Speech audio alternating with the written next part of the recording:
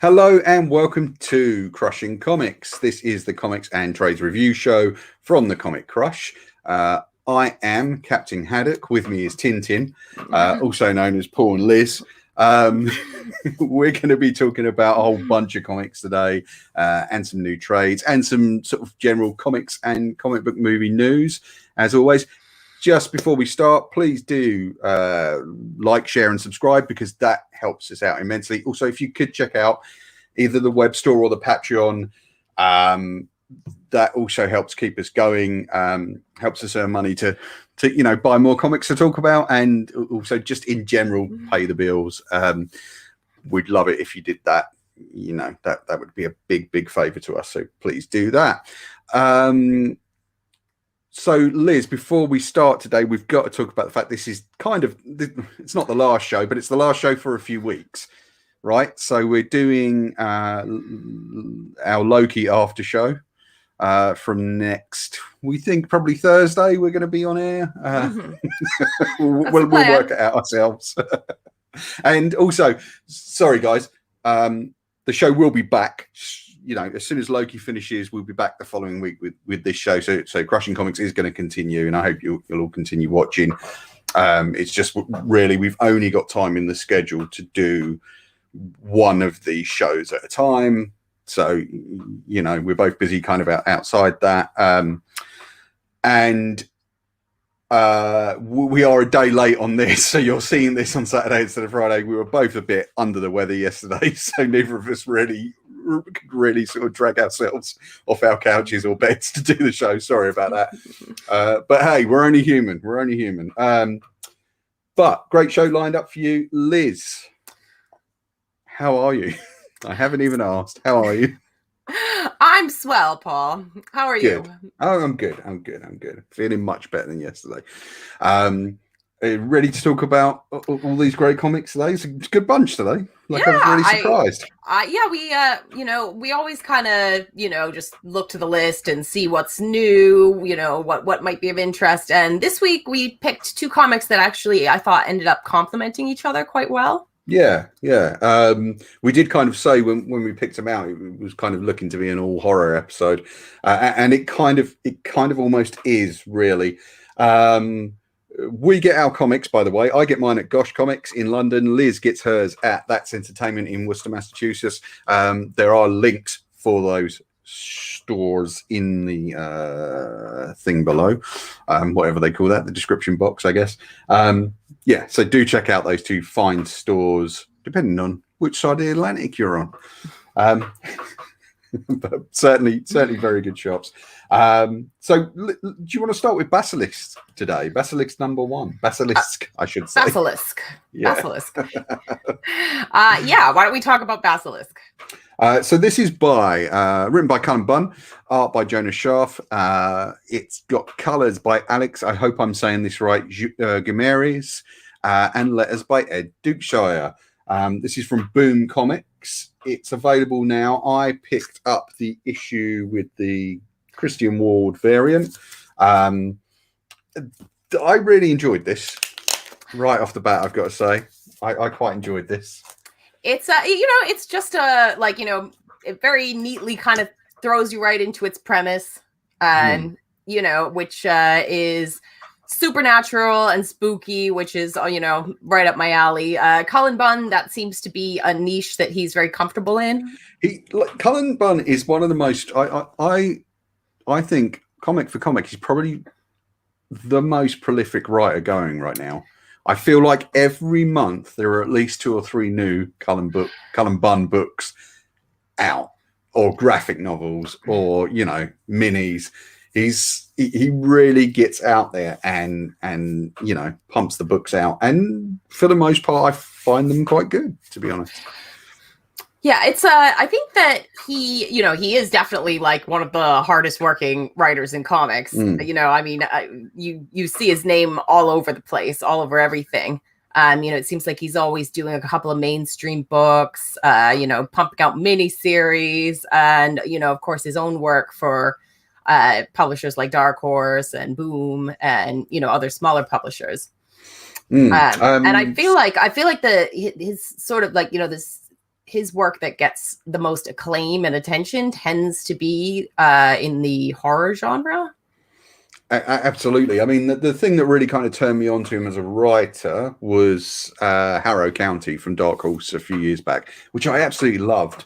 And I do want to kind of go back and pick up the hardcovers off, because it was such a terrific series. I'm not familiar with Jonas Schaaf's art, but I really loved this. Yeah, really good stuff. I particularly loved those first, like that first page or two with the really kind of painterly style where the, sort of zombie-like creatures are entering the town.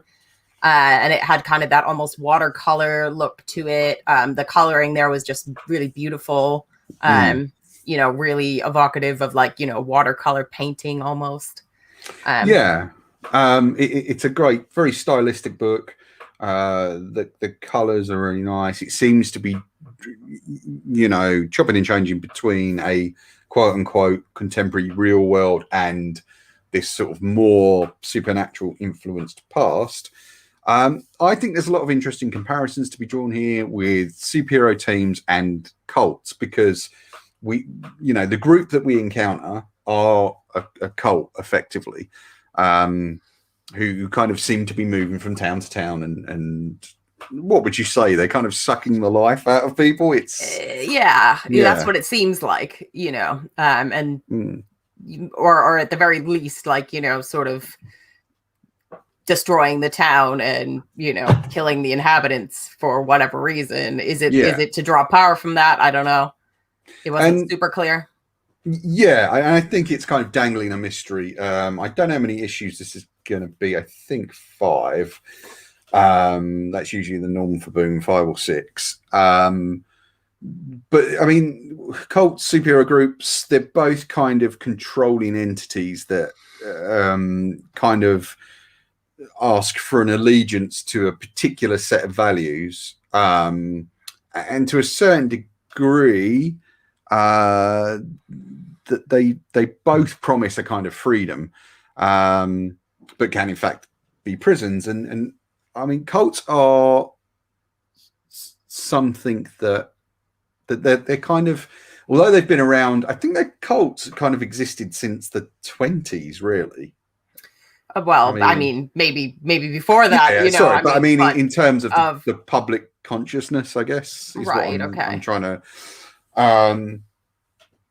And I'm alternately fascinated and really creeped out by cults, by the idea of cults and the way they operate, particularly religious cults. I mean, most recently, although it wasn't really a religious cult, it was a self-improvement cult. Nexium is probably the thing that kind of made the news because of the amount of celebrity connections they had. And I think that's just kind of the tip of the iceberg. They are freaky organizations. I remember talking to, oh man, I forget his name now. It's gone. I don't know why it's gone. It's terrible. He's a really good writer though. But the guy that did Penguin, the Penguin miniseries. Yes. Greg Hurwitz. Yes, thank you. Sorry, Greg. I doubt he's watching, but he talked about in the interview. I'll have to try and dig it out. He talked about trying to, go undercover in mind control cults as research for his books. And there's a lot of kind of nefarious stuff they do to sink their claws into you. And of course, the relationship to God or gods, if you like, that cults promise, a kind of path to God. And I guess you could take the kind of view that superheroes are the end of that path in a way, because these individuals are powered. They are, for all intents and purposes, superpowered people. And I found that you've got this lead character in here. Sorry, Liz, I will let you jump in a minute. So carry on. You've got this lead character who appears to be trying to take down the individual members of this cult. And in a way, I kind of looked at that as a rejection of God and his power, if you want to believe in God. Because if you can conquer God, you can conquer anything, and even your own fears and past, which is kind of what she's trying to do. So there was a lot of interesting stuff I felt in the book, you know. Sorry. Yeah, I agree with everything you just said. Actually, I think that there's loads of really interesting ideas. If I had a criticism for the book, it's that there's almost too much going on in the first issue. Like, it feels like they're kind of just like ramming it full of like, kind of information and kind of sticking you right into the action, which can work very well. And I think it did work well enough here. But in terms of pacing, it's very sort of like breakneck pace for the first issue, like in terms of what you're meant to understand about the characters, and there's no kind of slow build to absolutely putting you into the action, and like Hannah, who is the character who has who's made it her mission to take down these chimera, which is what the characters are referred to, the group of 5 like superpowered beings who have been going from town to town. We don't really know anything about her except that it seems like she's got a real grudge against them. You have to infer that her town was destroyed, her people were destroyed somehow. It seems personal. We don't really know to what extent, but and also Regan, the character, who she chooses to confront first, who seems to have broken away from the other chimera. We don't really know why she's done that yet. We just know that she has, and that she is now seemingly going to team up with Hannah to stand against her fellow super gods, Yeah. And so, it's I felt a little bit like I was plunked into the middle of like an issue 2 or something like that, in a way. Okay, that's interesting. I liked it, but there were moments where I was like, oh, like, this feels like something that's already been established, and I'm kind of like jumping into the middle of the story a little bit. Yeah, I kind of agree. I think that the second issue will probably be more flashback oriented. There are some flashbacks in this, but not many. And as you say, we know that the characters sort of come down from the mountain, and they come into this town and start doing what they're doing. But you're not seeing a direct relationship between them and Hannah.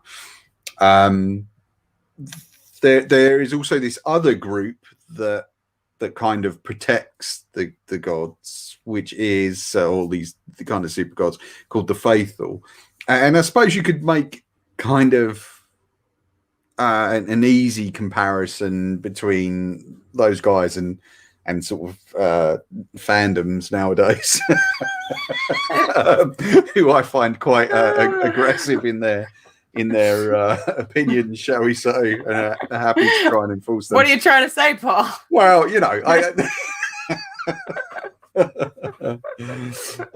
it's probably a bit of a too much of an easy comparison, so I probably shouldn't make it, but there you go, I've done it. And there's something to be said about survivors of cults and how this book treats survivors of encounters with cults, because all these people aren't the people that kind of live in these towns aren't joining up to this cult. It seems they're just fodder. So it's an interesting kind of way to look at it. These guys kind of moving around, sucking the lifeblood out of these poor people. It's a lovely looking book. I really enjoyed it. I think I'm going to kind of move on to issue 2, definitely. I don't know about you. I think I will. And because I think there's a lot of interesting stuff in there. And I'm a sucker for a good horror comic. I like when horror is done well in comics. I think it's sometimes a tricky proposition. And so, when something is off to a good start, I like to see, if they can kind of carry that through. Yeah. I mean, there is I think the trouble with horror is, although you can control the pacing really well in comics, it's hard to build that sort of tension, suspense. Yeah. You know, you're spot on. You can't really kind of, you know, and it's hard to do jump scares even with the page turn reveal. I think they're much better comics at creating a horrific atmosphere and sort of strange otherworldly atmosphere, which I will talk about with some of the trades we've got to get to. Yeah, so really enjoyed it. Highly recommend that. Basilisk #1. Your local comic shop should still have some in stock, one would hope. But do try and pick it up there. Anything else to say on this one, Liz? You? No. I think, you know, if you like supernatural kind of, you know, premises, and you like the idea of, you know, sort of exploring the like sort of cult aspect of, you know, something in a comic, like I think that this might be a nice book for you. You know, it's worth checking out. And I thought, you know, in terms of creating like a nice spooky vibe, it did the job. However, for me, this was done even better in another book that I read this week, which is Nice House on the Lake. Yeah. So A Nice House on the Lake, #1 from DC Comics Black Label, written by James Tynion 4.0, or the fourth, as he prefers, with art by Alvaro Martinez Bueno, colors by Jordi Belair, and letters by Andwell Design. I picked up the Martin Simmons color. I love Martin. Ooh, that's beautiful. Yeah. His work is great. And I always really like getting a chance to talk to Martin on the rare occasions I get to see him at cons or in, well, if they start bringing cons back, you know. Oh yeah, they're definitely coming back. We've got MCM in October, and I think London Film and Comic Con is happening, and so it's all kind of moving ahead. Oh, and of course Thought Bubble in November. They've just announced Frank Miller as part of the lineup, which is, you know, caused some controversy, I believe, but certainly worth it for a lot of us kind of 80s comics fans. So Nice House on the Lake. I really liked this. Right. Yeah, I did. Okay, so in terms of pacing, I think this was more up my street because like it's actually kind of a very like almost slow-paced first issue in a lot of ways. It's really all about introducing you to, you know, the characters who are going to play a part in this, and it's a very large cast of characters. Yes. So, you know, it kind of has to take its time in a way, you know, if it wants you to kind of know, you know, who these characters are and what their roles are going to be in this story. I don't know I think what I really liked about it is, you know, it kind of reminded me of, you know, in a way, like a lot of classic sort of suspense mystery, like stories, like, you know, in almost a Agatha Christie-esque way, you know, sure. like what's the one I was and then there were none. Yeah. That sort of thing. And it's got a similar setup in a way, in that, like, you know, all of these characters, some of who know each other, some of who don't, wind up not on an island, you know, not in a house alone on an island, but essentially that's kind of what it is. They all receive an invite from this mysterious character called Walter, who has created this, you know, so he's invited them to this lake house, which turns out to be this unbelievable mega mansion. Yeah, now we have to be careful here, because I'm not sure. One of the things is, like, how much can we reveal about the big twist? Yeah, we don't. Why don't we not reveal the big twist? Yeah, but because I think it's all predicated on that thing. And I was really worried about that when I was reading it. It was just like, oh God, how are we going to do this without Well, I think we can talk about it without like really revealing anything, because I think a lot of the satisfaction is in, I think, the tension that it manages to create. Which, as we kind of were just saying, is kind of a tricky thing to do with comics. But I thought that this did it really successfully, in its like sort of just very deliberate, slow-paced introduction of all these different characters. And, just the setup itself, they've been invited to this, sort of unbelievable house, in secluded, without really knowing what they're there for. But, just sort of given this opportunity that they couldn't really say no to either.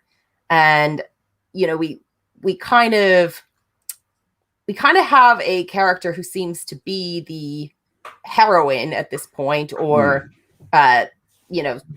sort of a protagonist. Ryan. Ryan. So we're seeing she's referred to as the artist. Yeah, and that's an interesting thing. All the characters in there are given these kind of occupational nomenclatures. The artist, the consultant, and symbols as well. Yeah.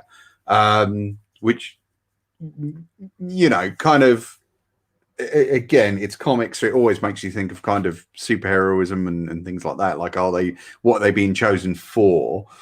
And they're all kind of friends of Walter, but they all kind of know him tangentially, apart from Ryan, who has this long-running conversation going on with him that happens via text and email and things like that, which is... can we say what the conversation's about? Yeah, I think so. It's kind of it's like in the opening pages. So they, like basically it's them talking about what happens at the end of the world. Yeah. How do you think it starts with Walter's question? How do you think the world will end? And in the kind of like tradition of really good friendships, it does feel like one ongoing conversation.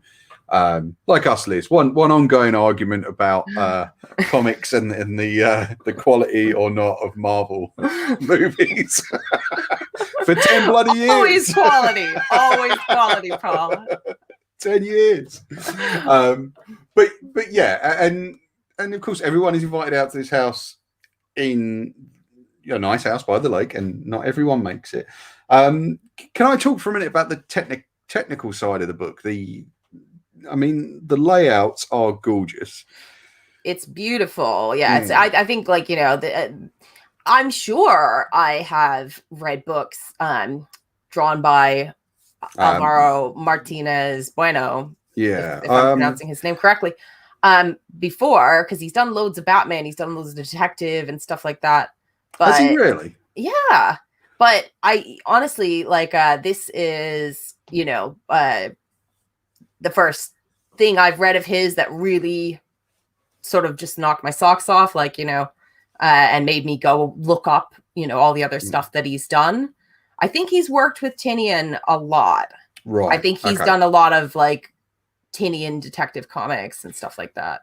Now, a couple of things. First, a gripe, and that is that I wish the book was so beautiful. I really wish, this is another one like The Last God, which was by Philip Kennedy Johnson and I think Riccardo Federici, on the Black Label kind of imprint. I wish they had done this, as the other Black Label books, in the really big kind of square bound format, because I think the art would hold up here, and I think, particularly with the massive spreads that use great big beautiful central images and then lots of panels going on around it, but they didn't make that decision, sadly. But that's my only gripe. That's my only gripe, really. I really enjoyed the book. It's a real grabber. I think the kind of setup is great, and it kind of lulls you into a full sense of security with the kind of almost and I'm not being mean when I say this, because it's a really good conceit, but the kind of banality of the conversations going on, they're very concerned with how gorgeous the house is, and right. And, the the home theater that's downstairs in the basement, and the quality of the food there, and so.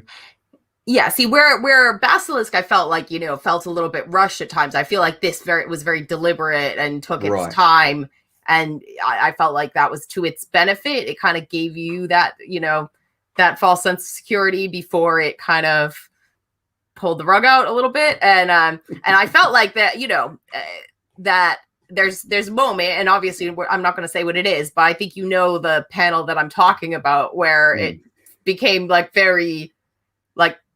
very freaky very suddenly, and that was a genuinely creepy moment. I was like, ooh, near the end of the book, and I applaud it for that, because like we said, it's even with a page turn, it's hard to do that with a static format like comics. Sure, absolutely. And comics are really great at controlling the eye, and as we were talking about, there's massive panel layouts. But also, what you've got to remember is, unless you're reading a comic right up close like this, you're taking in the whole page at once, at least on a kind of discrete level. You are taking that information in all at once, so your eye is going to be drawn to the strongest thing on the page. It is a kind of difficult thing to do. And I certainly applaud anyone out there doing comics and managing that pacing really well. The thing it reminded me most of was a movie called Knowing, which I don't know if you've seen, with Nicolas Cage. If you've not seen that, guys, give it a look. It's really worth seeing. Okay. Weirdly, it's not the greatest film ever made, but there's things in it, but that's what it really reminded me of. For me, there was a film called The Invitation that is on Netflix. Sure, okay, have you seen that? It's not, but okay, it's actually really excellent, and totally different premise in most ways, but the setup is that this group of friends, all receive an invitation to this party in a big fancy house, where some of their friends are, having a dinner, and it all goes weird from there. So I do want to. That is a very good film. It was on it had been on Netflix. I don't know if it still is, but if you're a fan of horror, that is actually a great film. There is something about the kind of setup of friends meeting at a remote location, or an enclosed location, whether it's a nice house on the lake, or somewhere for a dinner party. I know you've talked about The Invitation a lot, because whenever we kind of talk about horror, that always comes up as one of your kind of top picks. I do like it a lot. Yeah, it's a good one, and it's one that I don't know if a lot of people might have seen per se, so I like to recommend it. Yeah, it does pop up in a lot of lists of films that are really good that you might not have seen, and I do keep meaning to check it out. I'll have to see if it's still on Netflix. There was another movie, and I can't remember what it's called. It wasn't Synchronicity. It's a title like it's a one-word title that was about a bunch of people who turn up at a house, and they kind of get gradually replaced by doubles. Oh, I know Nicholas this. Brendon. And, I know this. Yeah, that was really good. good. I can't remember what it's called. Oh God, that's gonna drive me nuts. All right, if anybody out there happens to recall the name of this, drop it in the comments box. Yeah, please, because I can't remember what it's called. That was good though. Yeah. Yeah. Although that has a more science fiction bent, and this it's quasi sci-fi, but it's more. I don't know. Again, we can't say too much without revealing too much, and I don't want to do that, and I know you don't want to do that. No.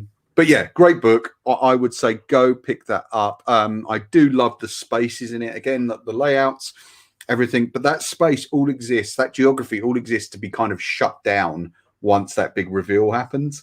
And I really like that about it. So yeah, give it a look. Nice House by the Lake, Black Label DC, out right now. You should still be able to. I believe the book is instantly sold out. So it's sold out on a distributor level before it even hit shelves. I imagine they're going to rush out another printing. I certainly hope they are. It's not often you see further printings of the Black Label books, really, but True. Yeah, I hope they do it with this one. So just moving on to trades quickly. I don't actually have the trades with me. What I've got are the single issues that make up the trade, because that's how I've read these things, but they are out this week. Skulldigger and Skeleton Boy, which is a Black Hammer spin-off. Very much, you would love this. I think. See, it's a gap in my, yeah, I mean, current knowledge is on Black Hammer and its extended universe. I still have not gotten around to it. I have read the first volume of Black Hammer, but that's it. You kind of don't need to have read any of the Black Hammer stuff, because I was a bit worried about that, because I want to do a big article on the website soon that's like a big catch-up on Black Hammer. But you don't need to have read that stuff. Yes, it helps, but also equally you're fine without it. So this is the Batman and Robin legend, kind of done in a much, much bleaker style. So it starts with a kid whose parents are killed right in front of him by a kind of ex-henchman of a criminal, like their version of the Joker here, called Grim Jim. And the kid is saved by this character called Skulldigger, who, unlike Batman, is quite happy to kill, and in fact kills in a very particular way by using a bronzed skull on a chain to smash people's heads in. So because the kid doesn't look away when he does this, he thinks, oh, that kid's going to make a good partner, and he kidnaps this kid from an orphanage. Like, it's really bleak. It's very, very bleak stuff. And I was actually quite surprised how bleak it was. But it's almost like, well, you know, here's the non-fairy tale version of Bruce Wayne and his young ward, Dick Grayson. Lemire does, like, a good job with stories about kids that are, just bleak as all get out. Yeah. If you've read Sweet Tooth, you know what I mean. Well, of course, the series has started this week on Netflix, which I haven't had a chance. Which I have not, I haven't had a chance. I think I was, we were just talking on the phone or something, and I, you mentioned the Sweet Tooth series starting, and I was like, I don't know if I can, face that again. Like, I mean, it's a good book, but it made me just want to slit my wrists. Like, I've only ever read the first issue of Sweet Tooth. I really want to get the new, they've just brought out, or just about to bring out, a new compendium of the whole thing in one go, apart from the return book that's just come out. So I'm tempted to try and get that at some stage if I can afford it. Because it's like a $50 book, it's huge. We'll see. And I'll certainly do something on the site for that if I end up getting it. This is written by Jeff Lemire and drawn by, and I know I'm going to murder this pronunciation, so I apologize, Tonsi Zonic. Okay.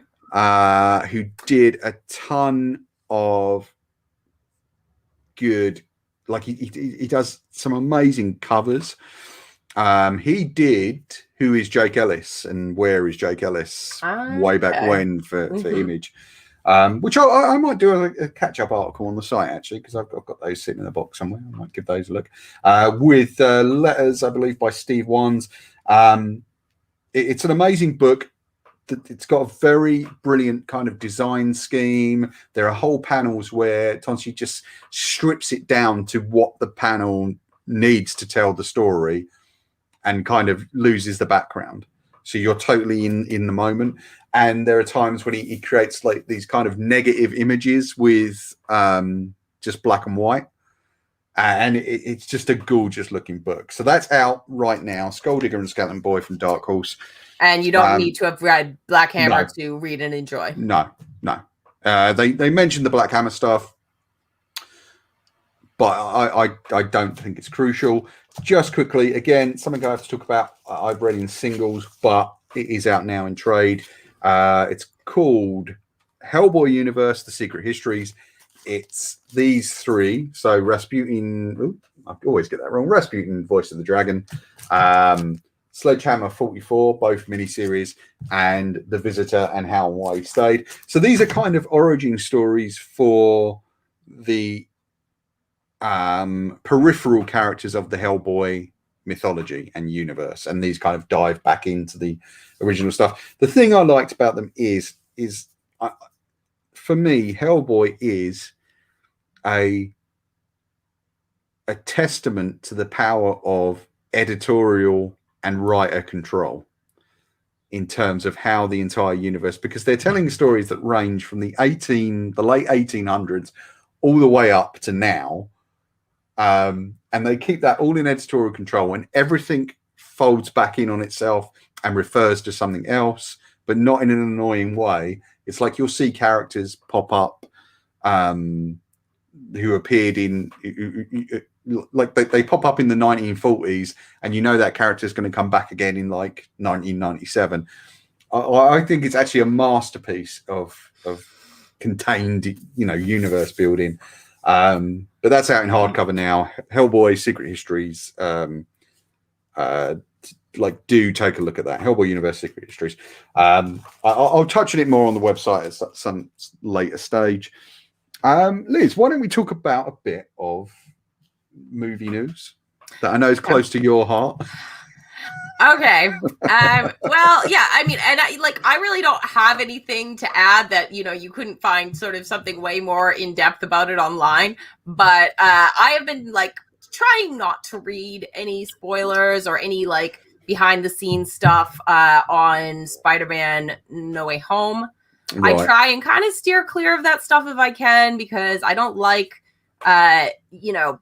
being too spoiled. I mean, what we already know about it is already probably a little more than I want to know in a way, because it's just like, if it's true. But I mean, even things that we kind of know, which is, that somehow or other this film is going to open up a multiverse, which interacts with the Raimi Spider-Man films, if not also the Andrew Garfield ones.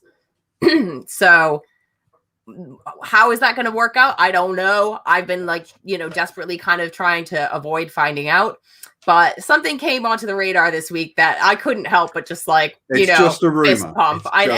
It's just a rumor. It's just a rumor, but how cool would it be if it's true? For me, super cool. So that is Willem Dafoe's Green Goblin being the ultimate villain of Spider-Man No Way Home. I mean, come on. I mean, how much would that rock my socks just so much? I'm not the biggest Raimi Spider-Man fan. I think we talked about this recently, actually, on the show. I'm just not. I like Spider-Man 2. Mm-hmm. I think Spider-Man 1, I don't know. I need to give them another look. I've got them here. I probably need to kind of plug them in and sit and watch them again. But I think the first two really hold up. The third one is kind of a mess, but I still like it.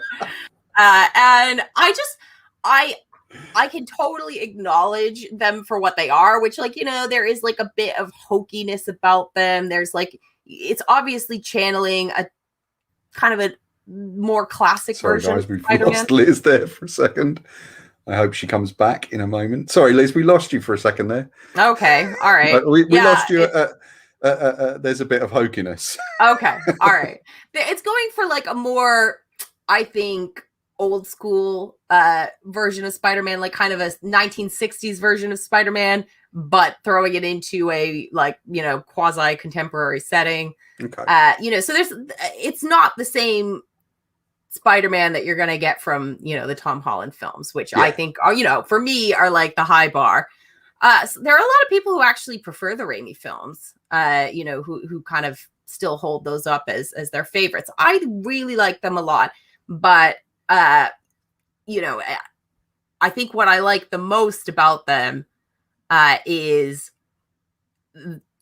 some of the actors in those roles. So, I flipped my lid when we saw at the end of Spider-Man Far From Home the return of J.K. Simmons as J. Jonah Jameson that blew my mind. And so that, that should have probably been a little bit of foreshadowing for me. If this is the direction they're going to go in, it's like, oh, okay, so what rules are we playing by now? If we can have J.K. Simmons as J. Jonah Jameson again, why can't we have Willem Dafoe as Norman Osborn again? Somehow or other. I mean, Norman Osborn is like one of my absolute favorite Marvel villains. There's like this unbelievable era of Bendis comics wherein Norman Osborn just reigns supreme. And I love that stuff. That, for a good solid, 5-10 years, Norman Osborn just ruled the Marvel universe. And it's all these comics that I absolutely love, Dark Avengers and that Bendis New Avengers and all of that kind of post Secret Invasion, really. So if they're going to bring back the reign of Norman Osborn into, the current MCU timeline, I would love that. And I thought that Willem Dafoe did a fantastic job of being Norman Osborn. And now, of course, the dream casting at the time was Tommy Lee Jones, right? Okay, right. I don't know. Was it? Okay. Well, there, how Samuel L. Jackson was basically, they just drew Nick Fury as Samuel L. Jackson. Right. They drew Norman Osborn as Tommy Lee Jones. Okay. Yeah. That'd be interesting. I don't see him ever doing another one of those movies though. After. Oh no, I don't think he would. I don't think he would ever come back. I think they're far too frivolous, at least in his mind. Oh yeah, no. But I think that as far as actual casting, I thought Willem Dafoe did a great job. And we've lost you again. We lost you again. What is going on? Why? I've no idea. I blame you. Well, how can you blame me? It's not my internet. Sorry, guys. Live video. What can you do? Live video. We'll work through it. We're professionals, Liz. Probably very professional. Yeah. So yeah. Okay. I'll wait and see. I think those characters, or those versions of the characters, those actors seen through done through the filter of the MCU and Feige and those guys, is probably going to be really good. I think he does. Surely he's got to come away as being the best producer of the last 20 years. Oh yeah. If not studio head, because really do studio heads stay at their jobs for as long as Feige has stayed at his. But yeah, some amazing stuff to look forward to. I think with that we'll know more. There was a fake teaser going around that I think a couple of websites kind of fell for, but upon closer look, if you look for it, they were kind of. It is just a rumor. It's just a rumor, but it's just a rumor. It's a rumor that kind of got me all hyped up. Yeah. So one thing I do want to talk about, in deference to the thing I was going to talk about, actually, I just remembered there was something else I wanted to cover, which is comic book TV related. And that is the announcement this week from Netflix. They won't be continuing with Jupiter's Legacy. Ah, wow. Which I'm really... They've basically released all the actors from their contracts, which is kind of a way of saying, no, we won't be doing another season. And I'm really shocked at that, because for the first week it was out, it was the #1 show all over the world.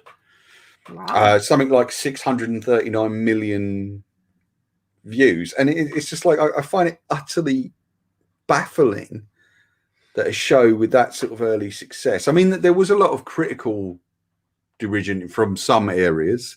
I think some of that coming from fandom, which, seems to be the super crucial thing right now. And I'm just really shocked. Yeah, I didn't know that had, had happened. I still haven't watched the show. And I think we discussed it a little bit, and you sort of said, like, maybe some of the issues might have to do with budget. Like, it's apparently it was massively expensive. Right. There's some of it, and again, no disrespect to the show, that doesn't appear that expensive. And I think part of that for me is possibly it's been done on purpose in terms of making it look more real. What does someone in spandex really look like out on the street? And that sort of stuff. However, like I was just really surprised to hear the news. Instead, what they've done is they seem to have elevated Super Crooks, which was the next series they were going to do, from animation to live action. Okay. And they're trying to sell Super Crooks as a spin-off from Jupiter's Legacy, which I don't think it ever was. Like, Super Crooks was not that I know of. No. Years before, yeah. Yeah. I need to dig out the original issues from, I think. So a lot of sort of spin from the Millarworld camp on this.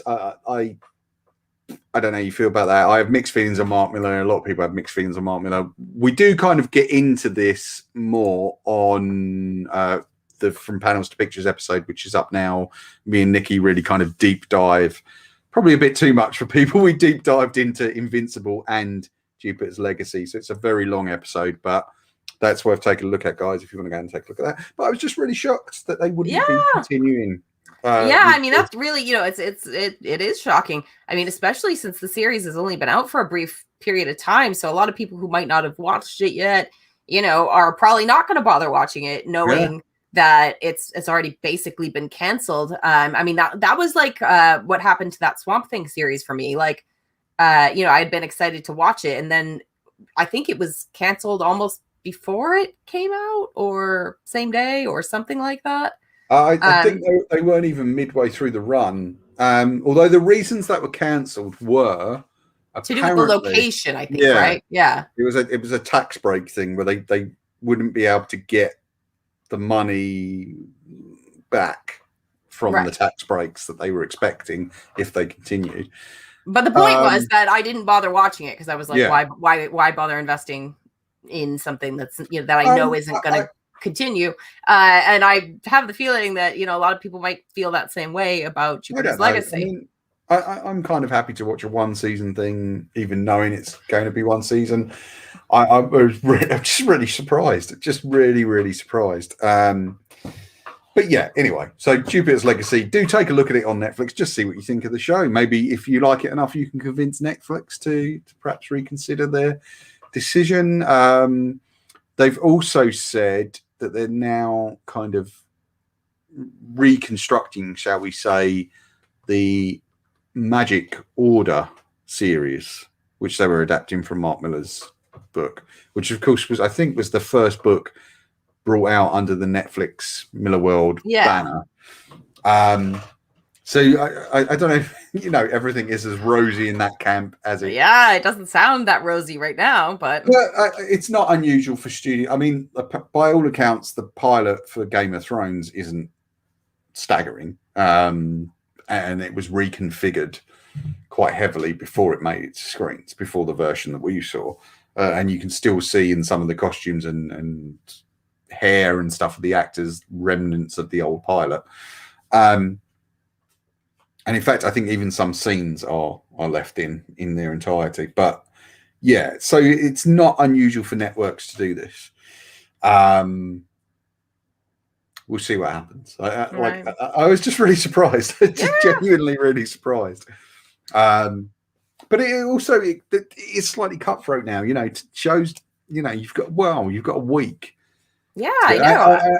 I wonder if people would have had a better time of it if they'd shifted to that episode a week model rather than all at once. I mean, there is something to be said for that. I mean, it seems to have actually worked well for series like like the Disney Plus shows, the Disney Plus Marvel shows, and the their Star Wars series, things like that. And also some of the stuff that HBO Max has been doing, like like Mayor of Easttown, for example. You and I both just watched that, and the final episode kind of broke the internet. It basically, and this affected me. When the final episode aired, it screwed up tons of people's HBO Max, and mine just stopped working. And I was furious, so mad. I was like, I just want to go and watch this show, and it would not let me. But apparently I didn't even suffer the most, because like people were getting different like errors. So like I just like my HBO Max was just freezing, and like, you know, it just wouldn't go anywhere. But some people, you know, could get in, but then like, you know, it would freeze on something else. But some people apparently, like, who, you know, got all the way to the, you know, the episode itself, if they clicked and pressed play on it, it played an episode of The Big Bang Theory. Like, insult to injury. No wonder they're annoyed.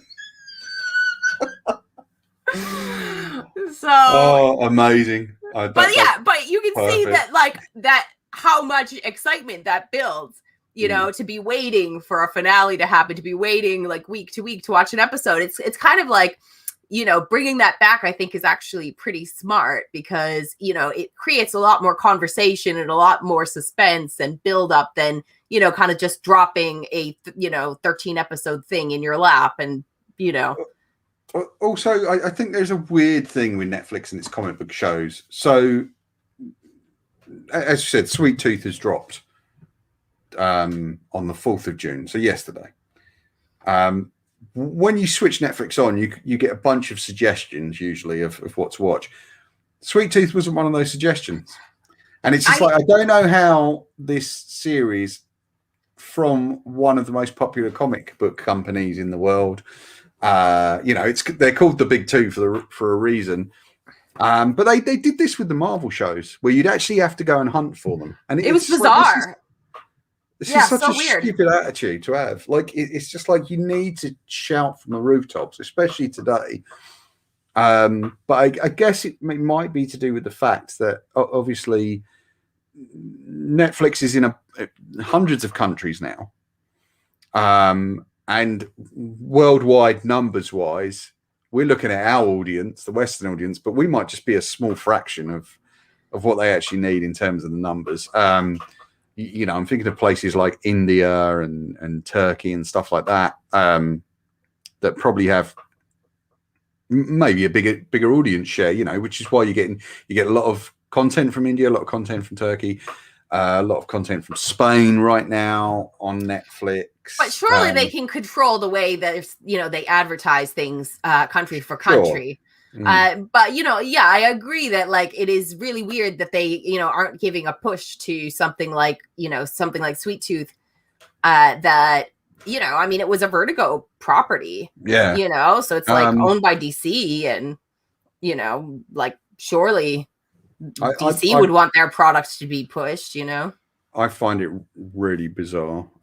Anyway, we've kind of come to the end. We're trying to get this done in under an hour this week. Right? Yeah, it's been a struggle, but, you know, I think we might make it. We might make it under the wire this time. We might do. I'm just going to stretch it out now. No, this was not as bad as the Jupiter's Legacy show, where I literally said to Nikki right before I hit the button to go live, don't worry, we'll get this done in 45 minutes. And 90 minutes later. But we do really get into the weeds there. So if you like long form stuff, please do take a look at that. I would love to get some feedback from you guys on that. Although, yes, it is a tough, you know, it's tough to watch for 90 minutes. Tell us how we can improve the shows. Comment below, please. Like, tell us what you think. Be honest. Of course, if you're going to be particularly savage, maybe just send us a DM on Twitter or yeah, an email. Send it to Paul. Yeah. Liz gets the best part of this. She gets to just come on, talk about this stuff, and go.